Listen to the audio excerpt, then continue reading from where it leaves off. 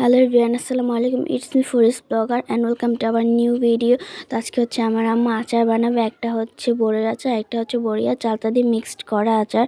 তো চলো পুরো ভিডিওটা দেখে শিখে নিই কীভাবে এই আচারগুলো বানানো হয়। তো প্রথমে আমার আম্মু হচ্ছে এই চালতাগুলোকে কেটে ধুয়ে সিদ্ধ করে নেবে। তো এখন হচ্ছে সিদ্ধ করছে, এরপর হচ্ছে বড়িগুলোকে সিদ্ধ করে নেবে।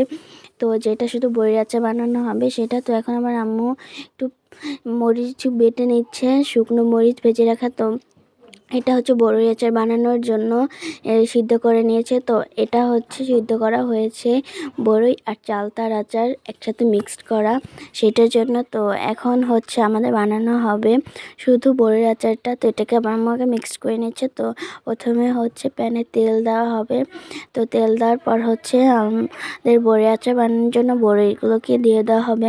তো এই যে বড়িগুলোকে দিয়ে দিলে আমার আম্মা একটু নাড়াচাড়া করে নেবে।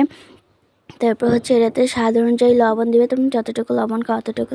তো এরপর হচ্ছে দিয়ে দিবে তেজপাতা আর হচ্ছে দারচিনি, এলাচি আর গুঁড়া মশলার মধ্যে হচ্ছে দিয়ে দিবে আমাদের চিলি ফ্লেক্স, লবণ, জিরার গুঁড়া, ধনিয়ার গুঁড়া, পাঁচফোড়ন। আর আমার বাবা বিদেশ থেকে স্পেশাল মশলা এনেছে, মানে 16 আইটেমের মশলা একসাথে। তো সেইটা আমার আম্মু হচ্ছে দিয়ে দিবে। তো এরপর হচ্ছে ভালো করে নাড়াচাড়া করে নেবে। তো এরপর হচ্ছে দিয়ে দিবে মিষ্টির পরিমাণ মতো চিনি, তোমরা যতটুকু মিষ্টি খাও অতটুকুই চিনি দিবে। তো এই তো আমাদের আচার ডান। তো আর একটু নাড়াচাড়া করে নিচ্ছে আমার আম্মু। এখন হচ্ছে আচারটাকে নামিয়ে নেবে।